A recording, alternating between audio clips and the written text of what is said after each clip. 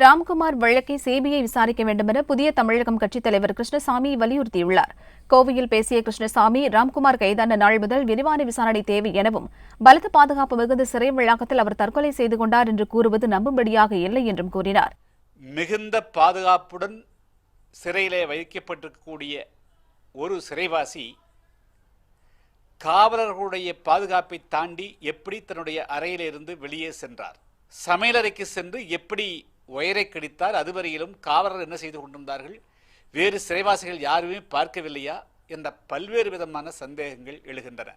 ராம்குமார் கைது செய்யப்பட்ட போது இருந்த சந்தேகங்களைப் போல மரணத்திலும் பல்வேறு சந்தேகங்கள் ஏற்படுவதாகவும், இவ்விவகாரத்தில் 3 உயர்நீதிமன்ற நீதிபதிகள் குழுவை அமைத்து விசாரிக்க வேண்டும் எனவும் கூறினார். மேலும் இந்த வழக்கை சிபிஐயிடம் ஒப்படைக்க வேண்டும் என வலியுறுத்திய அவர், முதலிலேயே சுவாதி கொலை வழக்கு சிபிஐயிடம் சென்றிருந்தால் ராம்குமார் மரணம் நிகழ்ந்திருக்காது என்றார்.